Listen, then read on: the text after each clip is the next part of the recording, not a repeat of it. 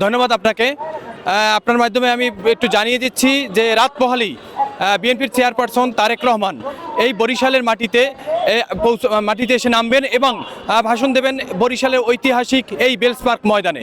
এই Barishal bells park ময়দানের এই জনসভায় দক্ষিণ অঞ্চলে যে 21টি সংসদীয় আসন রয়েছে বরিশালের, সেই 21টি সংসদীয় আসনের যে বিএনপি মনোনীত প্রার্থী ধানের শীষের প্রার্থী রয়েছেন এবং বিএনপির শরিক দলের যে প্রার্থী রয়েছেন তাদেরকে কিন্তু তিনি পরিচয় করিয়ে দিবেন এবং এই পরিচয় করিয়ে দেওয়ার মধ্য দিয়ে তিনি দক্ষিণ অঞ্চলবাসীর কাছে একটি উন্নয়নের বার্তা তিনি সাধারণ মানুষের কাছে পৌঁছে দেবেন এবং এই বরিশালের যে এই জনসভায় যে যারা উপস্থিত হবেন তাদেরকে উদ্দেশ্যে এবং দেশবাসীর উদ্দেশ্যে তারেক রহমান তার উন্নয়নের প্রতিশ্রুতি তিনি প্রদান করবেন এই বরিশালবাসীর উদ্দেশ্যে। এবং এই বরিশাল কী ধরনের তারেক রহমানকে দীর্ঘ 2 দশক পরে এই বরিশালের এই বেলস পার্ক ময়দানে আসছেন এবং তাকে বরণ করে নিতে বরিশালের স্থানীয় বিএনপি এবং অঙ্গ সংগঠনের নেতাকর্মীরা কিভাবে প্রস্তুতি নিয়েছেন আমি একটু আপনার মাধ্যমে একটু দেখাতে চাই এবং পাশাপাশি আমার সাথে একজনকে বিএনপির একজন যুবদলের একজনকে আমি যুক্ত করতে চাই। তিনি জানাবেন এই আগামীকালকের জনসভা রাত পোহালে যে জনসভা তারেক রহমানের জনসভা হচ্ছে, সেই জনসভায় কী ধরনের লোকজন মানে নেতাকর্মী এই জনসভায় যোগ দেবেন সেই বিষয়ে একটু তার কাছে জানতে চাইব এবং তাদের প্রস্তুতিটা জানতে চাইব। এই আগামীকালকে বিএনপির চেয়ারপারসন যে তারেক রহমান যে এই ঐতিহাসিক বেলস পার্ক ময়দানে যে ভাষণ দেবেন, এই ভাষণকে সামনে করে আপনাদের পূর্ব প্রস্তুতিটা কি নিয়েছেন? আপনি জেনে থাকবেন বাংলাদেশে অন্যতম বড় মাঠ হলো বেলস পার্ক এবং বরিশাল বিভাগের তো বটেই। সেখানে এই মাঠ ভরতে আপনার হলো প্রায় 5 লক্ষ লোকের প্রয়োজন হয়। তা আমরা আশা করি এই মাঠ ভরে আপনার সারা বরিশাল শহর কানায় কানায় পূর্ণ হবে। আপনারা দেখতে পাচ্ছেন আমাদের প্রস্তুতি অলরেডি কমপ্লিট, আমাদের 95% কমপ্লিট হয়ে গেছে। 5% আছে চেয়ারম্যানের, আমাদের ভারপ্রাপ্ত চেয়ারম্যান সাহেবের যারা সিএসএফ আছেন ওনারা এসে কিছু ইনস্ট্রাকশন দেবেন।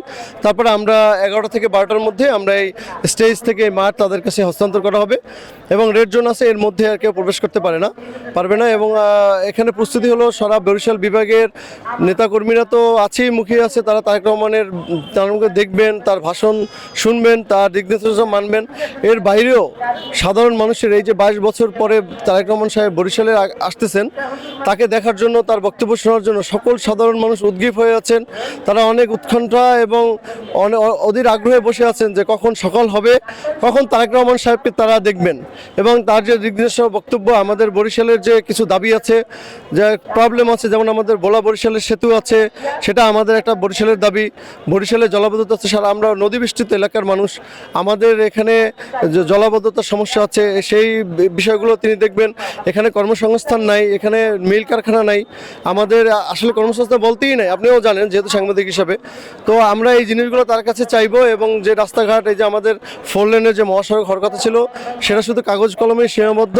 বাট আমরা চাইবো যে চেয়ারম্যান জনাব তারেক রহমান সাহেব যখন প্রধানমন্ত্রী হবেন, তিনি আমাদের এই দাবিগুলো মহাসড়ক সহ বরিশালের মানুষের যে প্রাণের দাবি, বিশ্ববিদ্যালয় থেকে শুরু করে অন্য কলেজ, মেডিকেল কলেজ এবং বিভিন্ন যে তিনি যে প্রতিশ্রুতি দিয়েছেন সেগুলো বাস্তবায়নের লক্ষ্যে বরিশালের মানুষের সাথে কথা বলে তিনি আরও জানবেন যে বরিশালে কী কী সমস্যা আছে, সেই সমস্যার সমাধান করার জন্য তিনি আমাদেরকে তিনি দিক নির্দেশনামূলক বক্তব্য দেবেন এবং এই বরিশাল মানুষকে আশ্বস্ত করবেন যে তিনি যে বরিশালকে স্পেশাল কেয়ার দিয়ে এই যে ডেভেলপমেন্টের যে রূপরেখা তৈরি করবেন, সেটার জন্যই আমরা উদ্গ্রীব হয়ে আছি ইনশাআল্লাহ। যুবনেতা তারেক রহমানকে তারেক রহমানের যে জনসভাকে সফল করার জন্য কিন্তু সব ধরনের প্রস্তুতি সম্পন্ন। প্রায় আপনি শুনলেন যে 95% কিন্তু কাজ তাদের সম্পন্ন হয়েছে এবং প্রশাসনের তরফ থেকে আমাদেরকে জানানো হয়েছে যে তারেক রহমানের এই জনসভাকে সফল করার জন্য 3 স্তরের নিরাপত্তা বেষ্টনীতে এই জনসভা স্থল কিন্তু কর্ডন করা হয়েছে এবং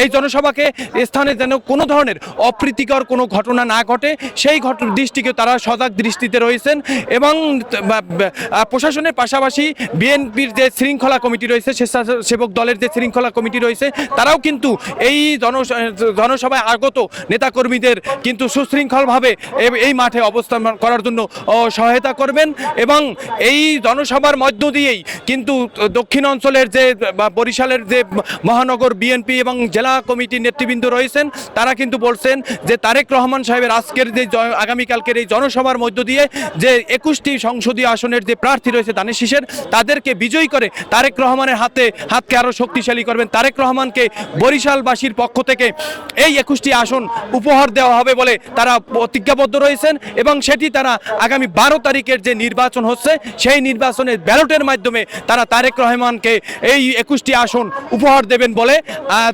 এখানকার নেতাকর্মীরা ঐক্যবদ্ধ হয়েছেন, শপথ নিয়েছেন তারেক রহমানের হাতকে শক্তিশালী করার জন্য এই দক্ষিণাঞ্চলের 21টি আসন তার হাতে উপহার হিসাবে তুলে দেবেন। এই ছিল আমার কাছে বরিশাল থেকে তারেক রহমানের জনসভার প্রস্তুতির সর্বশেষ। ধন্যবাদ আপনাকে।